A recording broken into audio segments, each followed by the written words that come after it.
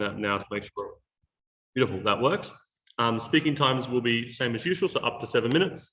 We'll try and put timestamps in the chat at 1, 6, and 7, but please remember you should also time yourselves just in case we forget. And POIs can and should be offered between the 1st and 6th minute.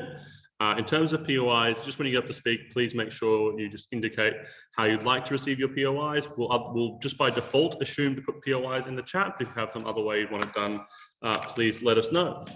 Are there any questions before we get underway? All right then, just give me a second, sorry, too many pens to get out. All right, so without any further ado, on the motion before the House, which reads, where did it go? In disaster-prone areas, this House will replace all state rebuilding and reconstruction efforts with direct cash transfers to affected citizens. I'd like to invite the Prime Minister to speak to the motion that stands in their name. Hear, hear.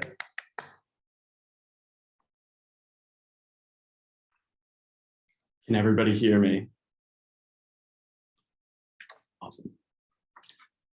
Alrighty, I will begin on my next word.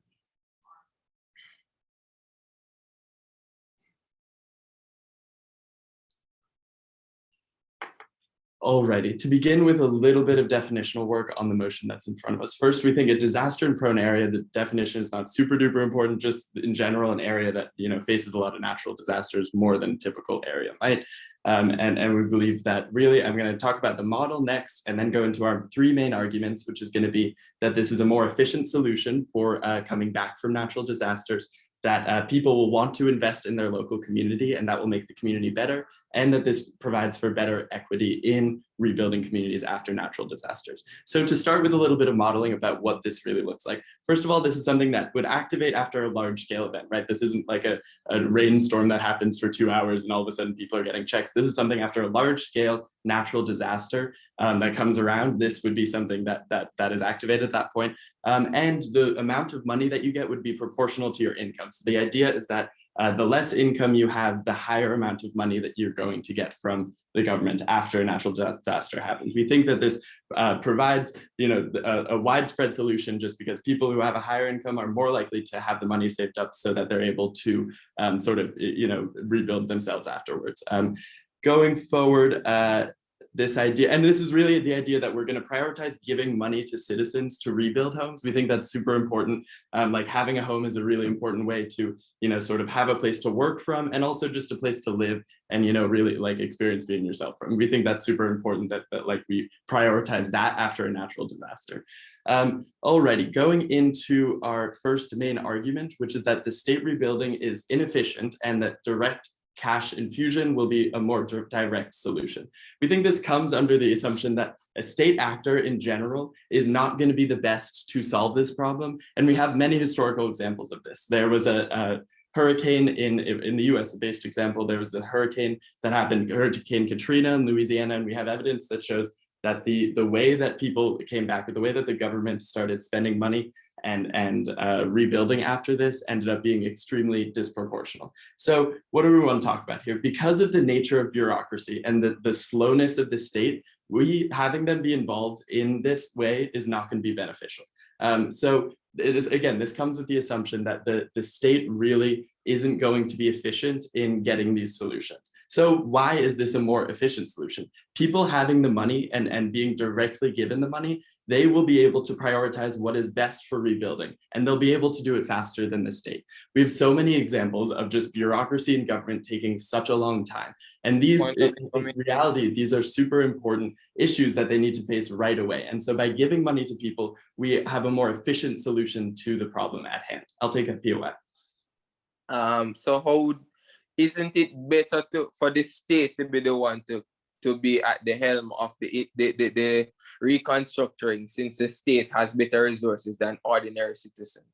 Well, I would disagree with that once resources are distributed, right? Like this isn't just leaving citizens up to solve the problem on their own. The state is giving money to citizens, so they now have the resources to help themselves. And why is that super beneficial? My next main argument is going to be about greater equity amongst the marginalized in the state when they are given direct cash infusions. When the state rebuilds, it prioritizes wealthier districts and areas based on race. Like that's just the reality of it. Like a lot of governments aren't going to be able to do this equitably. So this example comes in with that New Orleans example that I brought up post Hurricane Katrina. What they found is that wealthier and white counties, even though they were all affected the same by this natural disaster, were rebuilt faster and rebuilt better, way before any like marginalized communities or lower income communities were rebuilt. That's something that we see as a harm. By giving money directly to citizens, we'll be able to solve this harm. Citizens are able to rebuild their homes and neighborhoods faster and in a way that they see as better, instead of the state coming in and doing that unequitably. Rebuilding faster means less of a financial burden on people, which we think is super important. For example, like if you have to stay in a hotel or a shelter, then you're going to have a more difficult time working, and sort of like, if you're in school, you're going to have a more difficult time learning everything. We think that it's really important that people are able to get back into their homes as quickly as possible so that they're able to continue living their life and solving the rest of the harms that have existed. The third main argument that we want to give in, and my partner will extend on this a little bit more, but we think it's super impactful that people will have an interest in investing in their local community and will make their local community work for them. What do I mean by that? Especially after a natural disaster, areas have a sense of like camaraderie that might not have been there before. Citizens in general can be seen helping each other out after natural disasters. And we think that that's a really awesome thing that will be benefited by this plan. Communities are willing to come together, so people will be more willing to help and rebuild the community as a whole, which we think will be super important.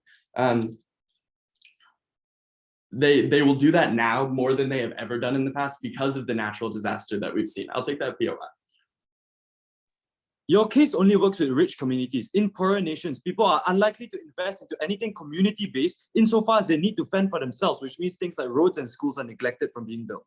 I would disagree with the claim that our case only focuses on rich communities, especially considering that the scale we have is that you'll receive more money if you have less income. So I disagree with that characterization.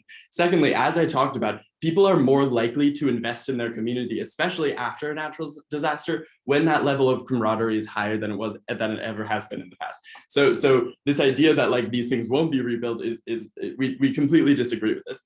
There's greater community connection after a natural disaster, and we've seen that in many examples. So once the citizens of the community are given the funds that they need to really like get everything together and work together to solve these issues, once they are given the resources and the power to do that, we know that they will do that. And we think that that's super important.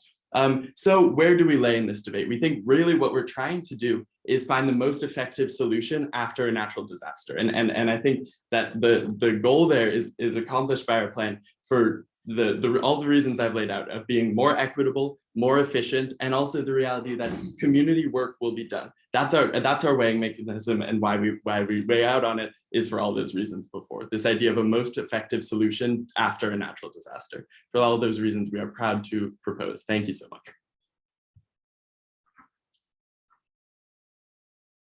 Thank you very much for that speech. And now I invite the Leader of the Opposition to begin the case of the opposition bents. Here. Okay, commencing my time in 5, 4, 3, 2, 1.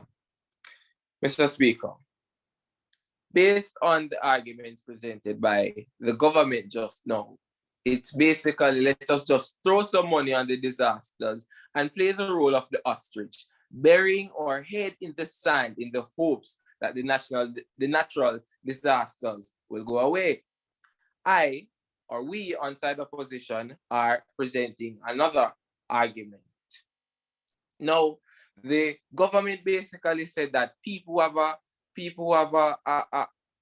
who whenever money is given, it will be done in such a way that persons who are more affected and have less means, they will get more support.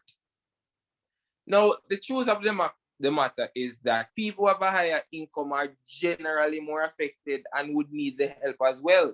So are you going to stereotype and to say that, oh, if it is that I earn over a certain mark, then I don't need any assistance? Additionally, the example of the Hurricane Katrina is really just a drop in the bucket. Look at the Pacific. Look at the Asian countries, which are the most naturally prone areas in the world. The example painted in Hurricane Katrina is simply not the case there. Furthermore, giving people money alone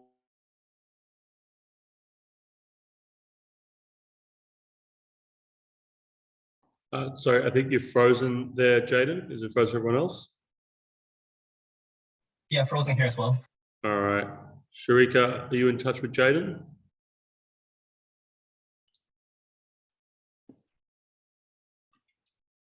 be an adverse effect. All right. No, the challenge. Sorry, Jaden, are you there? Yes, are you hearing me? Yeah, I can hear you now. You're still cutting out a bit.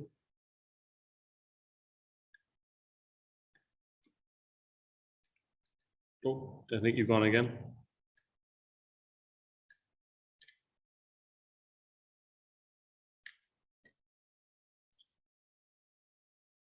Jaden?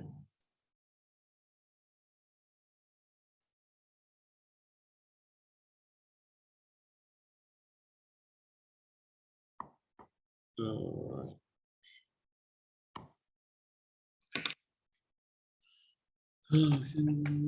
You hear us, Jaden?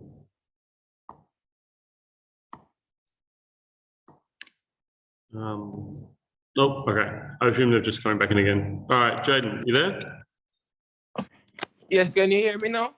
Yep, you're loud and clear. All right, so we stopped the clock at 1:30.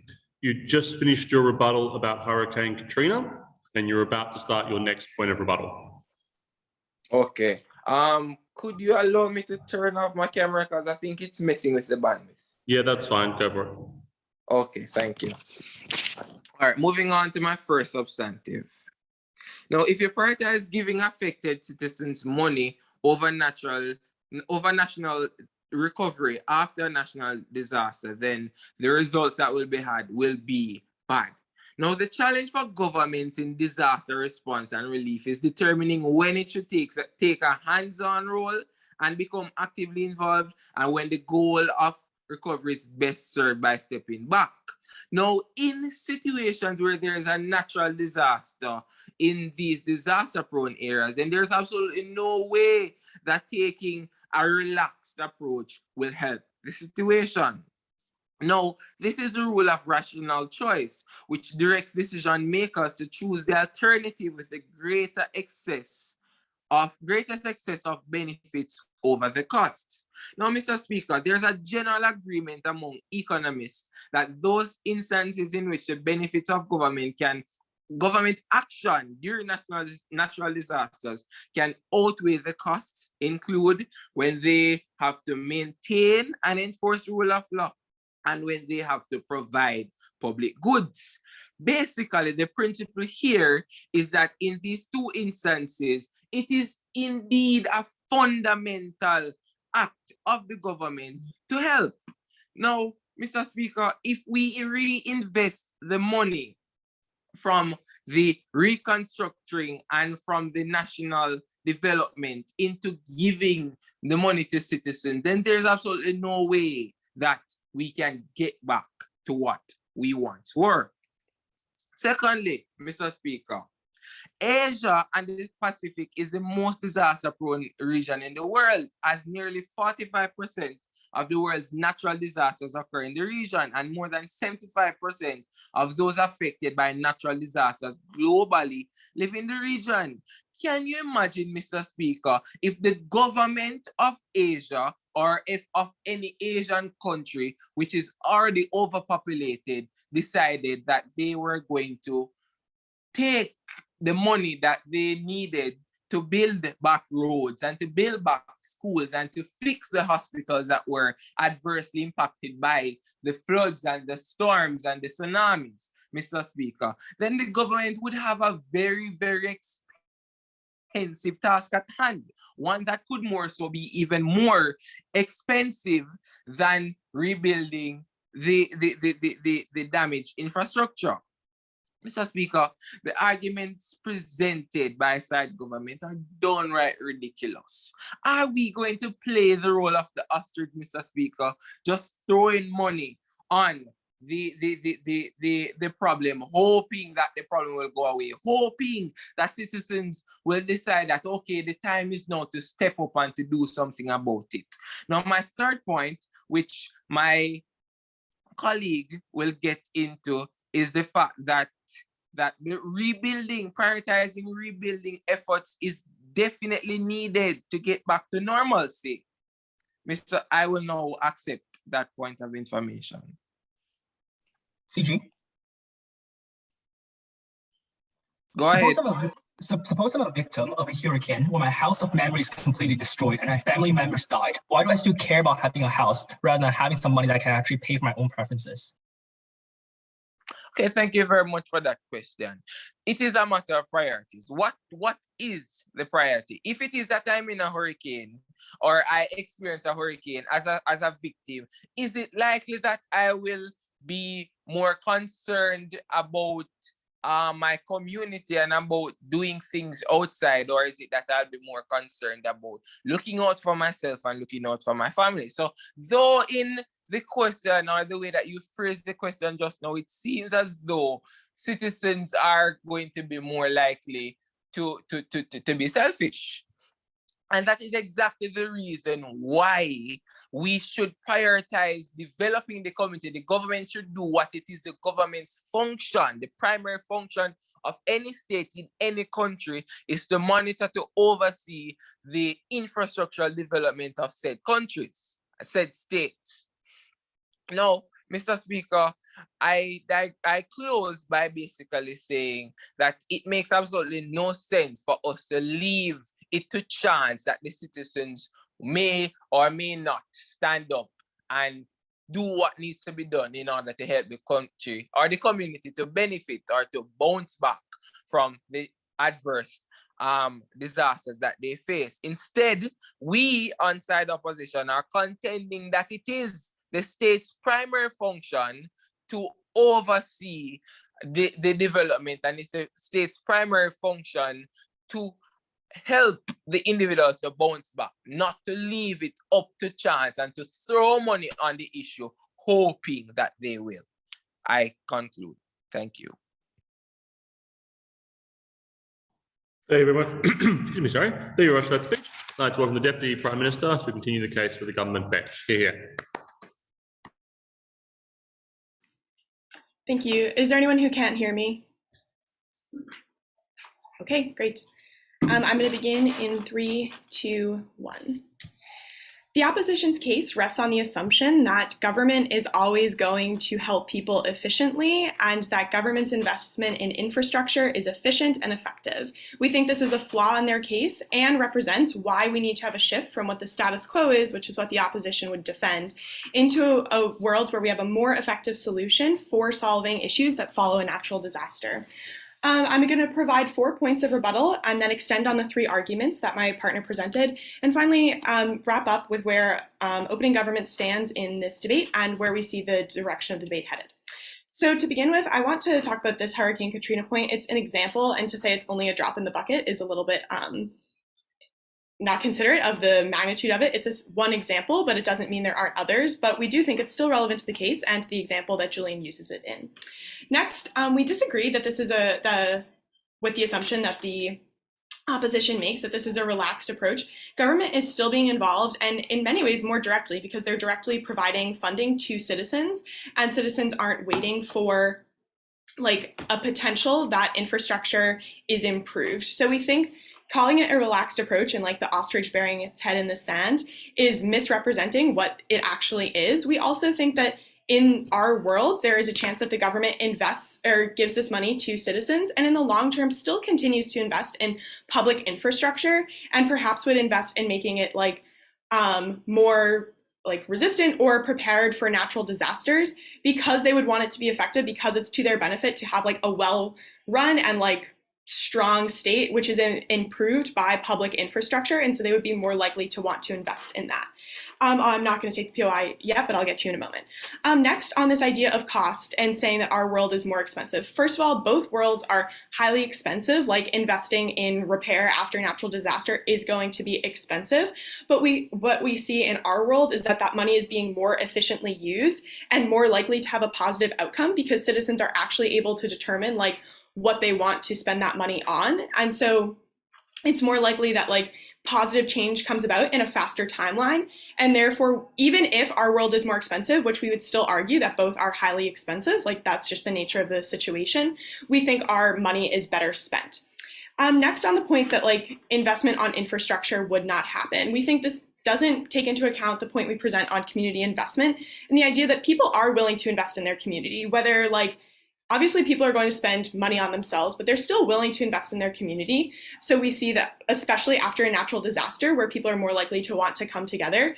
But we also think that this, as I presented in my earlier rebuttal, like we don't think this is a world where the government doesn't pay for anything anymore. They're still going to invest in public infrastructure, and we think they're actually going to invest in like a way that makes it like more resistant to natural disaster because that's better for them in the long run to be a more stable government with better infrastructure and public goods.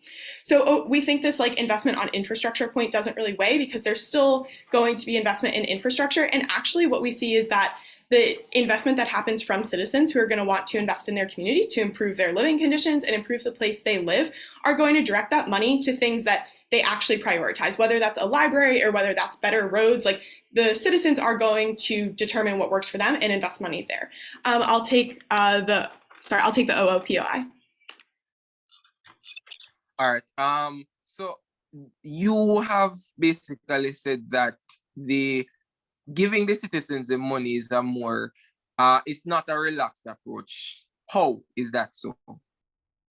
I mean, anytime the government is investing like a significant amount of money, I think calling it relaxed is like a misnomer of the situation.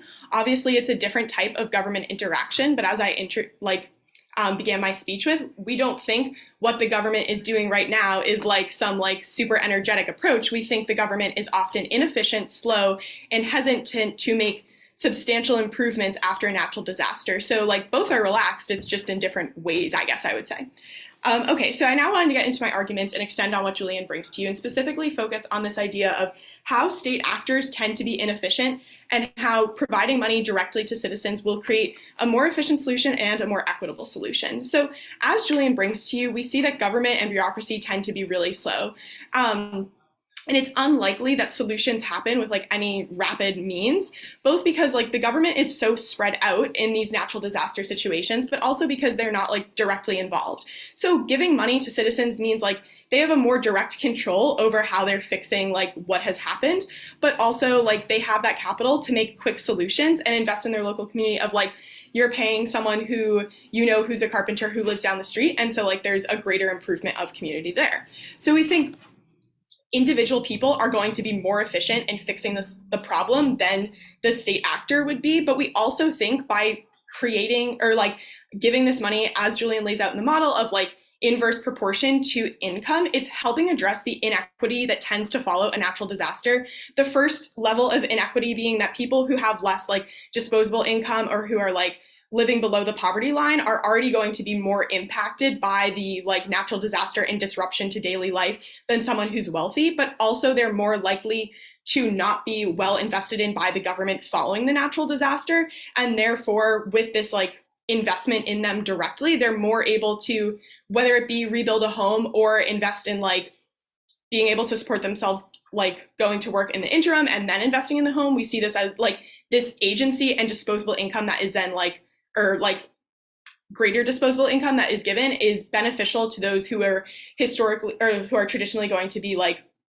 disincluded from repair efforts after a natural disaster. Finally, on this community investment, I've sort of entered this with my rebuttal already, but we see that the community investment as a layout of like people wanting to, you know, pay their neighbor to help with the improvement, like you're hiring a carpenter who lives down the street instead of the government coming in. We also see that people are going to want to like make the place they live better, both their home and their community. And we think this infrastructure investment happens as a result of that. So what do we bring you as OG in this case? We bring you 3 clear points of why it's more efficient, more effective and more equitable to have direct cash payments to citizens over relying on the state that tends to be like clunky and a slow bureaucracy to create solutions. These solutions following a natural disaster need to be immediate because of the health and safety nature of what has happened. And if we don't have fast solutions, we are putting an undue burden on citizens that can be corrected with direct payment. And for all of those reasons, we stand proudly in proposition of this motion. Thank you.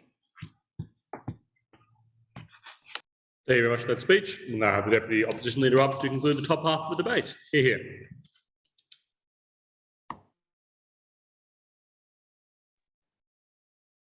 Hi, can everyone hear me? Loud and clear?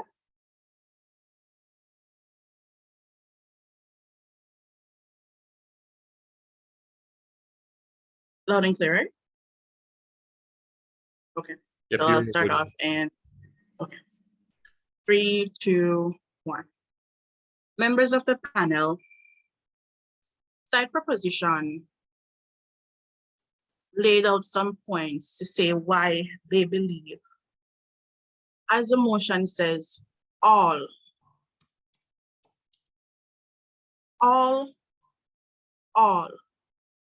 correct? All of this infrastructure, rebuilding and reconstruction efforts will be directed into cash transfers to the affected citizens. The opposition is of the view that this makes no sense.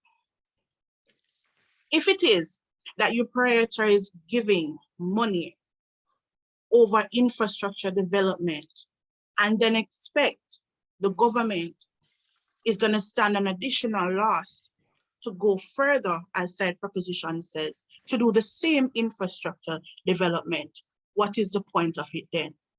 Is that money really being given for infrastructure and community development when you're still expecting that if the members of the community decide that they will not use their funds to build a house, they will go ahead and use it to go on a trip to Jamaica? That's selfish thinking. What about the road that could have been, the section of the road that could have been fixed with that funds? That is what I'm talking about. Through reconstruction, the government, it will be expensive, yes. However, it is the government's responsibility to assist the communities, assist the state. My partner would have made reference to Asia, which is one of the most in the Pacific, it's one of the most overpopulated. Giving money to these citizens will be more expensive than fixing the surroundings that they need to make their life a better place. The government pushing funds into infrastructure does not mean that the community man will not be able to earn from this. There will be persons who may be at a loss. There may be persons who may be grieving based on deaths that might occur from this disaster. They may not be able to work, but that same man who's the carpenter, the government can employ, and still he'll get something in his pocket. That way the government is sure that this infrastructure rebuilding will happen. The opposition would have said, they also gave a strong point to our case, because they would have said that it would be speedy, but who is to say that it will? Who is to say that the government coming in, helping, will not be faster than a man on the road, wondering where he's gonna get after a disaster, where they're gonna get equipment, building materials to go ahead and start infrastructure development. Going through that loss, they may be mourning, the time it's gonna take for them to mourn their loved ones, mourn the community, see what's happening in the community. That time that they'll be taking for that, the government would have been able to step in, provided efforts in order to rebuild and regrow back to what the community or the state was. In the Caribbean, Hurricane Ivan and Hurricane Gilbert devastated some countries. And it was the government that was able to step in. This proves that the government being able to step in and doing those rebuilding and reconstruction efforts instead of giving direct cash to the community to do it. This proves that this does work. Doing the alternative of giving out cash is of no guarantee what will be done in the community, what will be done for the people, for their betterment. Yes, I know what is good for me and I will only do what is good for me, but when it's all said and done, will some people not be selfish? Can you guarantee? Yes, you may say, we see governments, they're not doing such and they're not doing such, but when it comes to the plate, we have seen one country, Hurricane Katrina, one example does not suffice every government's effort to rebuild their state, to rebuild their country, to make it a better place. So we cannot side with side proposition to say that funds should be given to persons. All, the motion says all of the funds for infrastructure, rebuilding, construction should be given to the people to do what they may not do, then incur additional costs and strain to their country's economic. How will the country now be able to suffice that? Lines are down, work is not happening. They're using the funds to do their own business. They will still need to pay persons. After doing this, they may still need to come in and fix the roads, put up lines, ensure that the hospital is rebuilt, ensure that a library is there. So side opposition cannot accept that all, I tell you, all of the country's rebuilding efforts to be put into giving to community members. Go ahead. I think it's protected time, but do you think that NGOs and charities are more likely to invest in public infrastructure that benefits everybody or private needs of citizens? It is seen where it has been seen where they have. I do believe so. I do believe that they will, yes. It has been seen where this has been done. So I'm not going to say that we believe that they will not. We have seen where it's been done, and we continue to believe that it will continue to be done. We do believe so. Side opposition will not support this motion. This is utter rubbish and this is what we believe. We believe that the government should be able to stand as a backbone. It was selected for this purpose. They were elected for such a purpose as this. So let them do the job that they were elected to do. I rest. Thank you very much for that speech. Just a reminder that POIs cannot be accepted or offered out after 6 minutes. Thank you everyone on the top half. We'll now the government member up to begin the closing half of the debate. Here.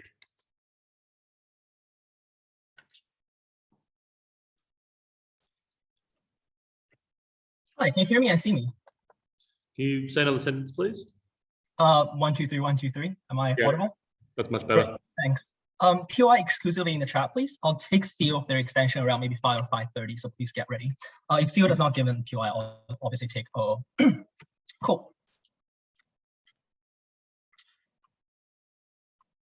Starting my speech in 3, 2, 1. Panels, the speech structure will be quite simple. First, a rebuttal extension on why simply infrastructure and structural improvements claimed by opposition still exist on our side of the house. And secondly, telling you why money is in general better for citizens and their priorities. And thirdly, in general, why state is horrible actor in terms of rebuilding and reconstruction efforts.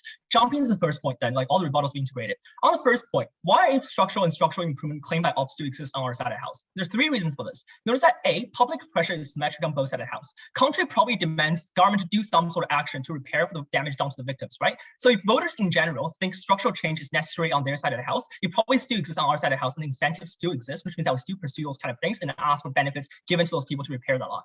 The second thing is, notice that budget requires to do the same, right? Like, just very intuitively speaking, if you can pay for like infrastructure on their side of the house, we probably can still use that money to pay for infrastructure on our side of the house, right? The third thing I would argue is that I would actually argue infrastructure gets much more effectively changed on our side of the house. Why is that the case? Because crucially note, paying out money is very hard to dispute in Parliament, right? Both parties wouldn't argue that, oh, we should reduce the amount of money because the money is too high, because that just looks bad in general for their public campaign and public reputation, right? But housing quality is much harder to properly adjudicate, and hence takes much longer in to bicker over in Parliament, right? For example, when Democrats like say, let's pay like for beautiful houses that requires like standard ABC, Republicans say, oh, those are not the priorities, we should not do that. Therefore, they just take longer to bicker over the exact policies, right? But again, like paying out money is just much more directive and much more like objective. It's much harder to rebut regarding that, right?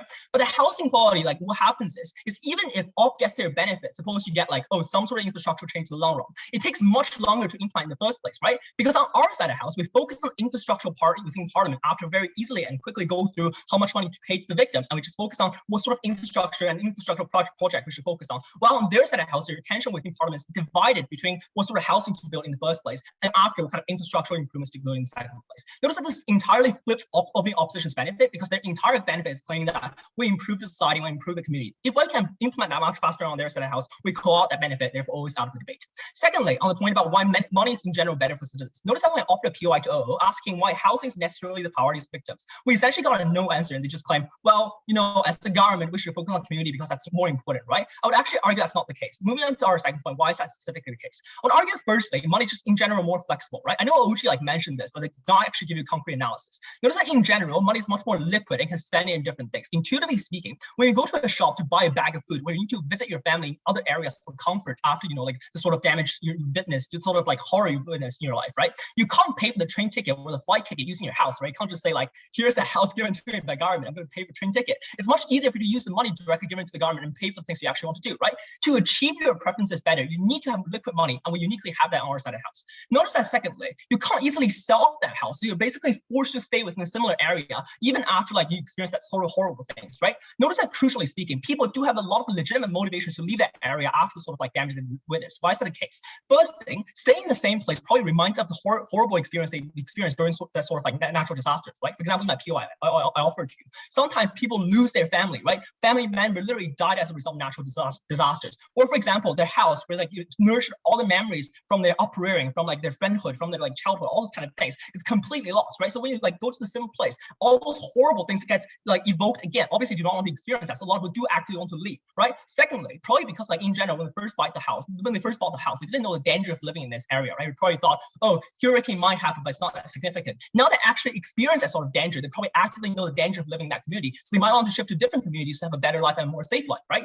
Thirdly, in general, like people might want to move to different areas and have more opportunities post like sort of conflict, not conflict, like disasters, right? For example, I want to have more work opportunities. I want to visit my family who can like properly support me after those kind of things. Those are legit reasons why people want to move out of that region, right? This flips because they claim having money serves only selfish interests, but these are valid concerns and ought to be respected, as it is unjust to trump individual preference when you have a very nebulous thing that's such as, oh, infrastructure change, which I already proved to you, it takes much longer to implement, right? Especially when the goal of this motion is to rescue people and make sure they're properly repaired after sort of natural disasters, we simply should not ignore people's priorities, right? This point is clearly very important. I think secondly, in general, in order for you to like actually resuscitate a proper region of this community, you need to have private investors to give them the job opportunity, to give them the sort of like economic opportunities, right? Why do they uniquely get that better on our side of the house? I think intuitively speaking, when private investors and like private companies want to invest in a region, it is precisely because they're like customer potentials and you can get money out of those people, right? Just think about it this way, right? When the government is being paid to just give them proper houses, that doesn't give you liquid money for you to spend on business. Obviously,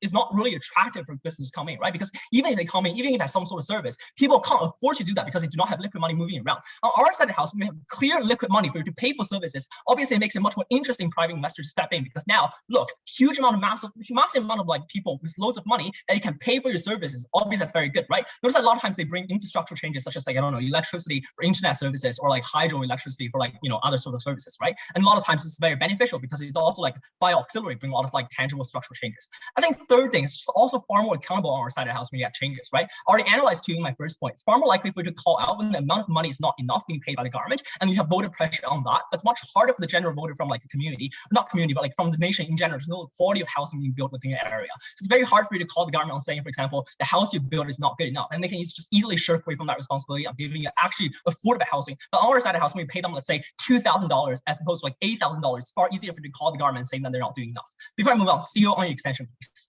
You wouldn't be able to visit your family when the trains are destroyed. You can't unlock the potential, the benefits you try to claim for poor communities who like travel to the city for work when they have destroyed roads. The money doesn't mean anything insofar as they can't use the money. Our extension, right? First thing I proved to you, if you have enough money to build those infrastructure on your side of the house, we have enough money on our side of the house as well. It's like the money is not being increased on our side of the house just magically, right? Secondly, I proved to you why private investors like to step in. So adding more additional actors who are willing to build infrastructures, obviously that's better for our side of the house. Secondly, thirdly, why state building and reconstruction efforts is not good in general? I think OG listed up a bunch of examples and just claim, oh, bureaucracy, but then actually analyze why to you specifically, right? Why is bureaucracy so bad on their side of the house? Notice that funding goes through federal governments. There's lots of debate and counterbalance and time spent on approving them through check and balances and just loads of like bickering and loads of like filibustering, right? So it's far more easier for us to talk about and just directly hand out those money on our side of the house. I think the second thing is just handing out business to contractors in general are a very, very hot political topic to debate upon, right? For example, if Republicans will reward people who support them constantly, obviously Democrats wouldn't want that company to get the job and contract, right? So there's lots of like debates over there, right?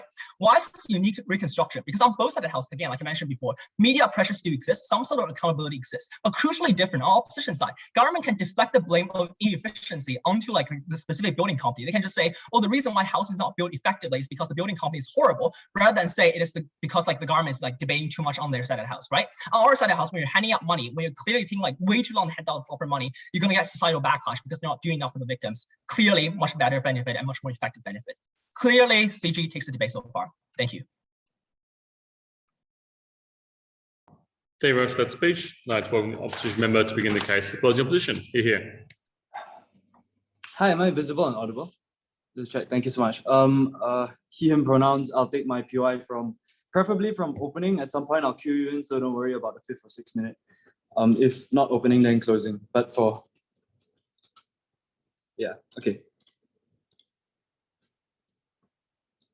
Starting my speech in 3, 2, 1. Panel, leaving the reconstruction to capitalistic forces that take advantage of the most vulnerable communities without a shred of long-termism of the state is abhorrent. This motion must fall. Before that, a few layers of framing, right? I think the most neglected demographic of this debate is the demographic of the people who are living in these disaster-prone areas. This looks like poor and disenfranchised individuals, and this is precisely what our case is going to be about. And because they're the most vulnerable communities, we think that we win based on helping the worst off people. So why would disaster-prone areas contain people who are the most poor and disenfranchised? We tell you first, intuitively, rich people just wouldn't live in disaster-prone zones. Second, we tell you that poor people do not have the capacity to move out of disaster-prone areas insofar as housing prices will be a lot higher for like places which are safer relative, or like housing prices will be a lot lower and more affordable to these poorer individuals when they are disaster-prone and rich people don't want to live in there. It's like simple and intuitive panel. We tell you that disaster-prone places also mean things like war, things that aren't simply just natural disasters, insofar as fighting and war can also constitute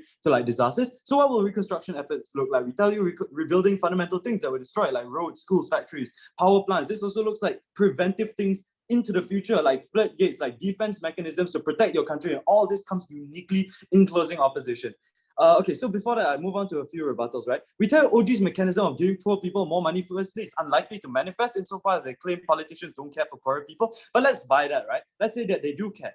They aren't able to equalize the poverty gap just because richer communities have larger amounts of savings. So you're not equalizing the poverty gap here. This is going to be extremely harmful, right? Because only people who can pay for it will get this help. Second, like contractors will only repair things that cost more to repair, which is typically found in like richer areas because they can make more money off that. When you leave it to capitalistic forces, this is what's going to happen. This looks like raising their prices to maximize profit since their services now become extremely inelastic. This looks like raising the prices of fixing things. This fits in with CG's claim, right? This means the money spent on self-rebuilding is going to be so much higher than leaving it to the government. And this contends with CG's claim of money being equal on both sides. We tell you it's not, insofar as you have left capitalistic forces to determine the prices to be so much more, like so much higher for you. So CG actually loses out because even if they claim similar amounts of money, the money spent on rebuilding is cheaper for us, which leaves us more money to do other things. Why do we beat CO? Most of their cases rely on some abstract principle that the state should make lives of citizens better, specifically putting it into infrastructure, but they didn't contend with Gov that people are still giving it based on proportionality. They also have some attacks of feasibility, but we tell you it's unimpactful insofar as they didn't mechanize it. Why CG was unstrategic? We tell you public pressure still exists. They say public pressure still exists. Concedes two things. First, the state is somewhat more efficient to the point of people who rather accept it than take money itself. Cash handouts is also unlikely to be be reinvested to things like infrastructure. We'll tell you why later. And this is also worse because of the jacking up prices that I mentioned earlier. They tell you money gives people agency, but a lack of infrastructure gives you no capacity to use this money. And this comes in my speech later also. They also tell you that people have money to move out. They've never mechanized this. We tell you that these people live in poor nations. They live in houses like these houses because they're poor. We don't think cash handouts are worth as much because like they can't like get out of this poverty cycle. Panel, we win if we show you that the governments have the largest incentive, capacity, and likelihood to build this infrastructure and why we win. First argument then about the necessity of reconstruction to infrastructure to these especially vulnerable communities coming out of CO. First, what are the problems in Gulf? They tell you that people are in need of large-scale infrastructure repair to, what are the problems in Gulf? We tell you that people are in need of large-scale infrastructural repair to claim any benefits that Gulfs want to claim, right? People need shops to sell things in. People need roads to get to work. People need a functional economy to spend any money in. How do we fix this? We ensure that the best actors are there to give people the infrastructure they need. Why are government the best actors? We tell you people living in poor areas that we characterize are likely going to need these things like roads, public schools, hospitals that might be far from them that can only be achievable by building them some sort of roads. A lot of people living in poorer areas also have to travel to cities for work. Panel, we are at a tipping point where the poor can make some sort of living by escaping their rural areas. The moment in which these roads are destroyed, where they have no infrastructure, no education, and people are not going to be investing any money to building these community things, we tell you that is the point at which you push these these people further into disrepair and disenfranchisement. Why is this exclusive? Why infrastructure won't be built on their side? The motion says all efforts, which means either one or the other. Their benefits truly materialize only when people act in their own interests. These poor communities aren't likely to have functional systems of power to do any of these things. They don't have the connections to contractors. Governments also can take advantage of economies of scale. So even though if you don't buy that, prices will be jacked up. We tell governments have the unique ability to pull prices down, which we think is a net win anyways. They also don't have any incentive to do anything insofar as these people are just fending for themselves, and they don't have any care for the community. The amount of money they can pull together in small communities is going to be minuscule, and even if they have the proportionality of money that OG likes to claim, there is no structures of authority to pull money together to build things. Even if they do, it's going to be inefficient insofar they are smaller, so the amount of things that they can build is going to be infinitely smaller. We think we win on that. Why? We tell you our impact is basically we allow people to bounce back and get back to be a part of the world. Why is this the most important debate? We tell you that the specific benefits in our side, in CO, that will manifest to the most vulnerable part, which are exclusive to our case. Before I move on, I'll take OG. You're essentially defending the status quo where governments do not uniquely build infrastructure or support marginalized communities that are uniquely impacted by natural disasters. At least in our world, communities have the ability to come together and invest in a way that the government does not do in the status quo for them.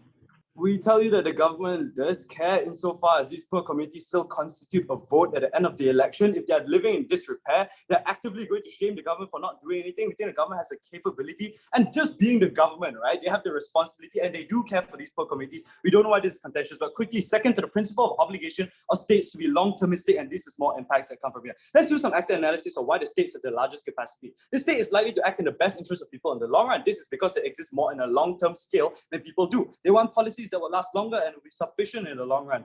They have a direct obligation to care about citizens in the future as well, not just people now, which is a problem with the self-built rebuilding that we want to claim. Even if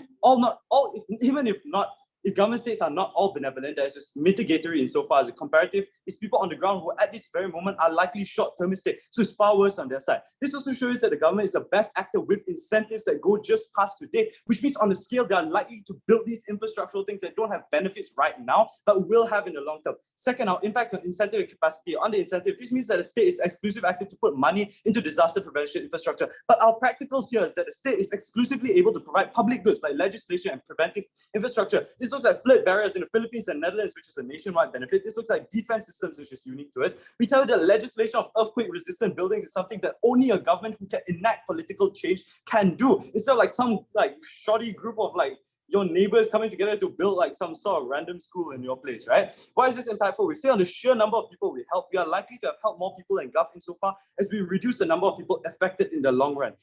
Insofar as the harm of natural disasters and wars has occurred and will continuously happen, we conclusively take this debate. Thank you very much for that speech. To welcome the government the government whip rather, to include the government bench. Here. You want me to move or? No, you're fine. Oh, okay. Right. I'll take POIs in chat, please. Thank you.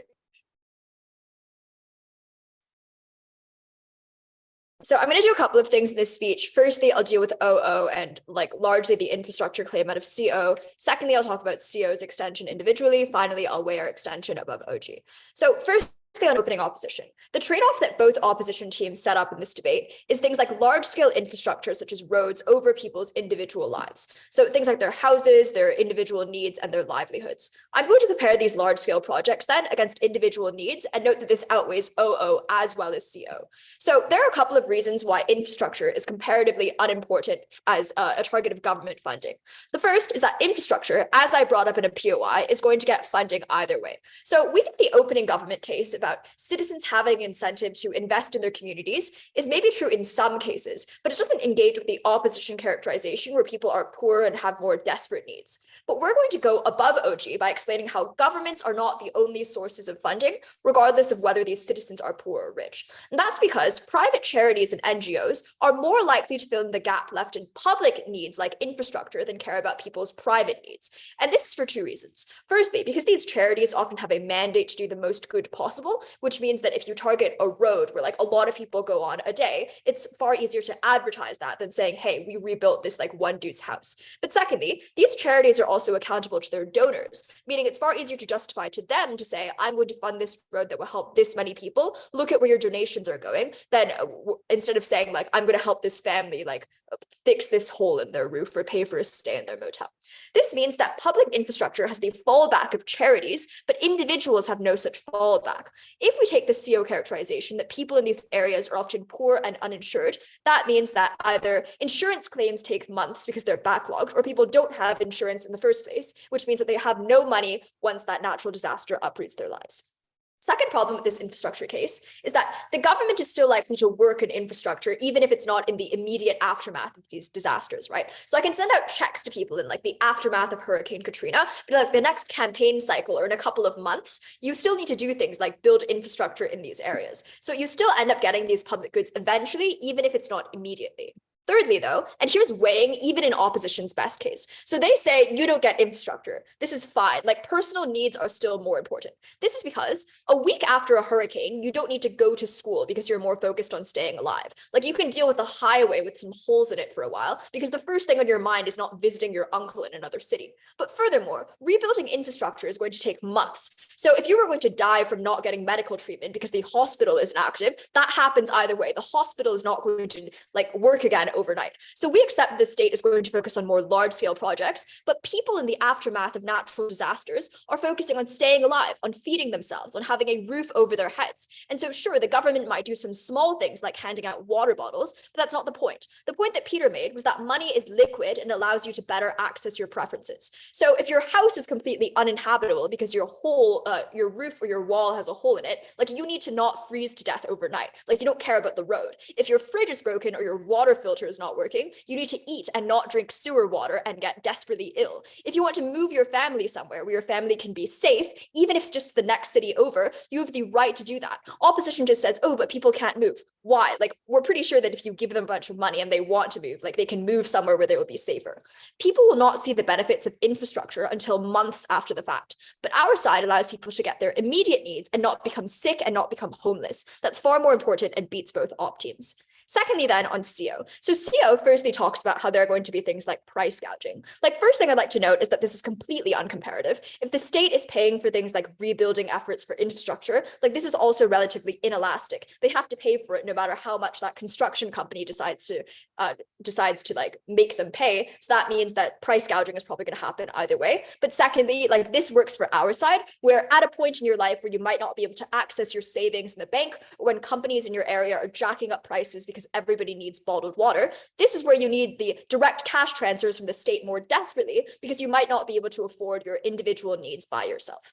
Closing opposition then like also talks about this point about infrastructure. First thing they say is that governments can take advantage of economies of scale. Like they just kind of say economies of scale and leave it there. I think it's going to be equally expensive on both sides. Economies of scale doesn't work here because like you're not rebuilding 25 roads or 25 hospitals at once. Like if you want to rebuild what's in your community, either the government is the one paying for it through a contractor or you're the one paying for it through a contractor. Like there needs to be some reason here that closing opposition didn't provide as to why communities are going to have higher costs.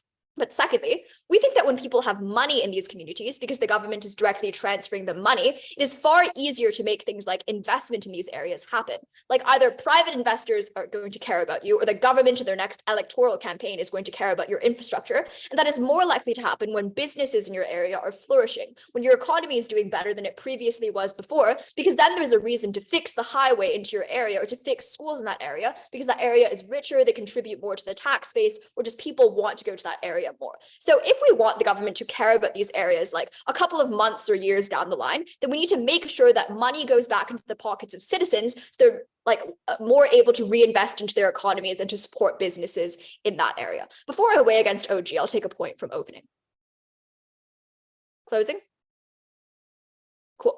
Moving on into weighing against OG then. So there are two main problems with the opening government case. The first is that they never explain why bureaucracy happens, and their analysis is largely example-based. So the problem with this is they say the government is really slow, and this is probably true, but presumably with only their analysis, this would happen on both sides because the government is also the one making cash transfers.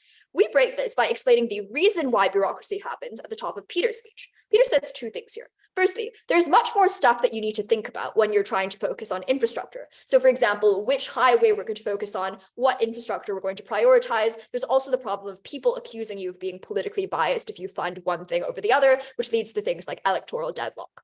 On the other hand, cash transfers are far more neutral because you decide on the amount that you send people based on their income bracket, and then you just send it off to people, meaning it's far harder for people to dispute you.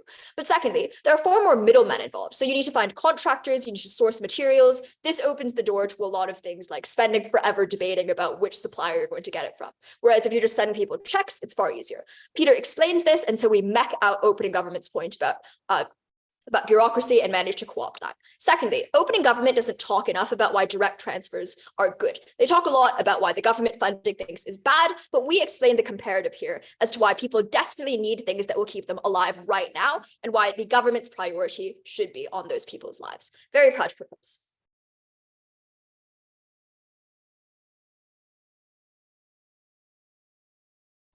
Thank you very much for that speech. And now to wrap up the debate, we'd like to welcome the opposition whip. Here. Hello, can you see and hear me? Okay, nice. I'll take you guys in the chat. I'll probably queue one from probably CG. Starting my speech. Starting my speech in 3, 2, 1.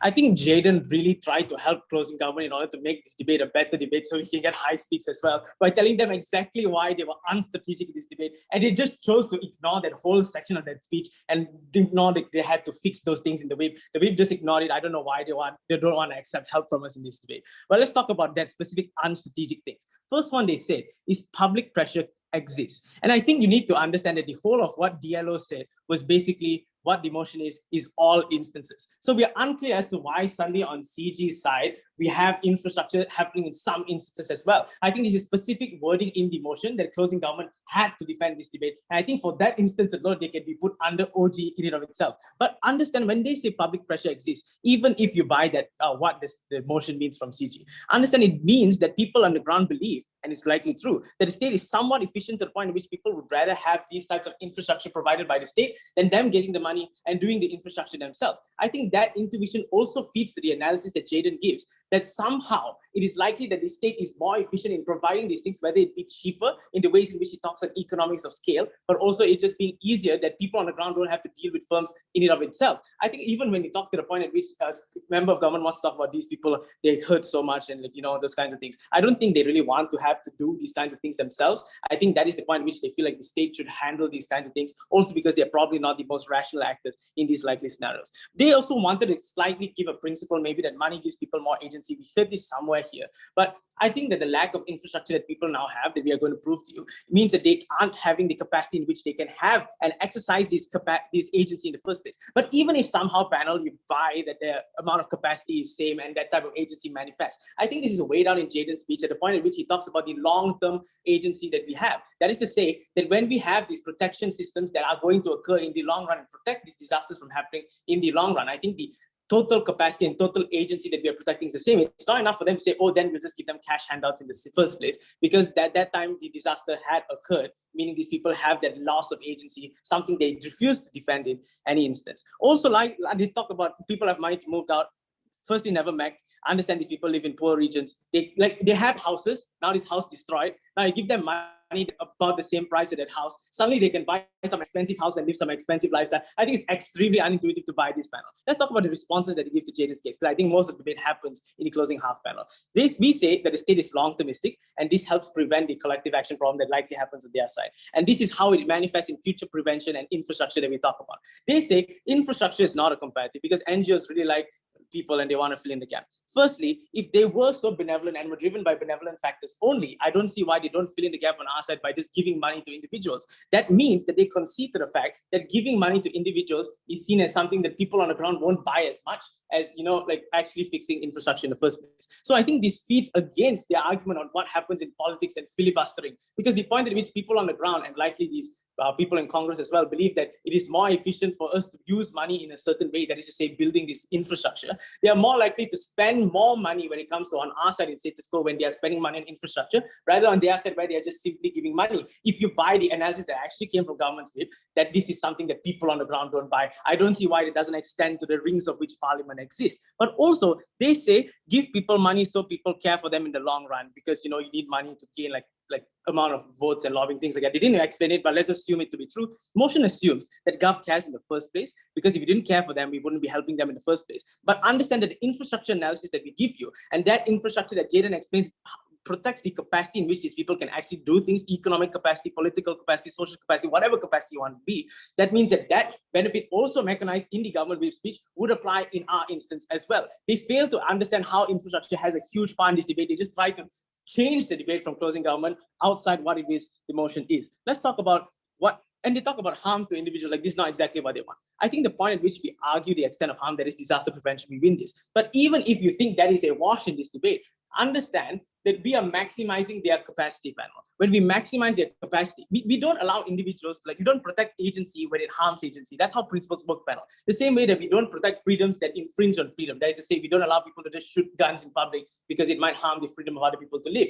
The point at which the agency that you provide them on your side, which they concede are likely going to be used for reasons other than infrastructure, which they also concede is the most efficient way of spending this money for future things. That is the point at which that agency argument doesn't really stand and land in this debate. We don't think you should buy that panel. On the internal characterization of which this debate lies, I think this is like something only CEO Mac. How does the state actually work? OG says state develops rich areas faster than poor areas. We said no actual analysis here, but unlikely to be true insofar as both states are the same on either side.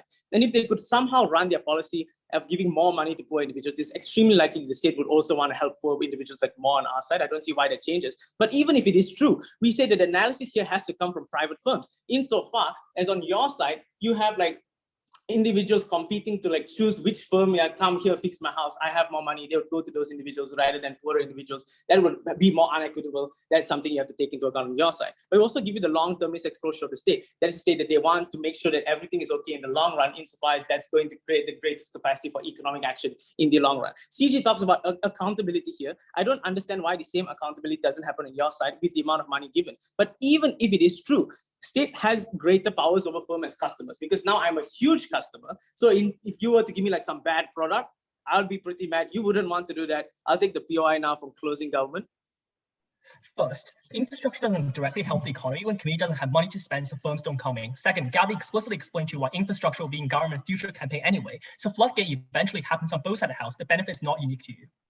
Okay, if you say infrastructure doesn't help the economy because people can't spend money, then if people can spend money on your side, they have no infrastructure to spend it on. So that is a wash there. But understand the point at which there is infrastructure, that is the point at which people can go and start going to work. That is the point at which you have all the benefits that people can have a place to live. So even if it isn't that we just protect the right of people to live a dignified life because they have the capacity in which to do so, we also have the future tendency of progressing towards some sort of increase in that capacity. That is something you don't get on your side because of how I just explained it. Let's talk about the analysis of effectiveness. We say that they said it's bureaucratic, that you can just get the carpet down the street, and infrastructure investments still exist. I think firstly, even if infrastructure investments still exist on their side, it is not to the same extent as it does on our side, insofar as there is a limited amount of funds that the state has. I think it's fairly intuitive panel. That is to say, if the whole of government's idea is to say that, oh, we need this infrastructure in the first place, and we must do it in the most effective way possible. I think the most likely thing for you to buy panel at the end of the day is go with the side that puts the most money into funding this infrastructure in the first place, and that would be closing opposition. Proud to oppose. Thank you very much for that speech, and thank you everybody for the debate. I'm just going to pause the. All right, good day everyone. Welcome back for the adjudication. Thank you all for the debate. We thought it was a pretty good start to round one of Worlds. We'll cover the general feedback, result, reasons for result. In terms of general feedback, the first thing I note is at times this debate becomes really assertive from teams in terms of trying to say what will happen. So it is really important when making claims about how governments will respond or how individuals will respond, for example, that we're actually stepping out reasons why that is likely to be true. So those can be things like the incentives of the person. They can be structural reasons like issues with budgeting or issues with like planning, etc. Like the makeup of these bodies. Are they all made up by a certain group, which means they're likely to treat a different group differently? Just trying to add as many reasons as possible to try and make your argument stand true, as opposed to just asserting them. I think the second thing I'd say is that at times the responses in this debate either became a bit too focused on example bashing or a bit sort of like ships in the night and not properly responding to or weighing against the other teams. So making sure you are trying to identify what are the big concerns of the other team, how can I properly respond to that? And again, reasons and developing why that argument is wrong. And the third, probably, it's a bit more debate-specific feedback, but I think is useful for future debates as well, is to really try and consider a bit more characterization about when and why this sort of decision be made and what sort of could be the reasons behind it. So I think there's a whole other element of this debate of like, if the government's not sponsoring rebuilding, why might they not be doing that? Is that because they want people to move? Is that because they want the area to like, do they want to waste money continuing to rebuild that area? Do they want people to change, like move the whole town to a different part of the country, etc.? So I think trying to think about that might open up a whole new area of debate and might make things a bit clearer. And also I think probably the biggest clash in this debate about like rebuilding infrastructure might become a bit more solvable by both teams if we're looking at debate from a different perspective than sort of like people just staying in the same area going forward. Obviously that last part doesn't factor into the debate because it wasn't said in the debate, but I think it's useful feedback going forward. All right, in terms of the ranks then, it was a unanimous decision and the decision is as follows. The first went to closing government. The second went to closing opposition. The third went to opening opposition and the fourth went to opening government. So let's run through that decision now and how we came to the ranks that we did. Let's start with the closing half and the 1-2 split.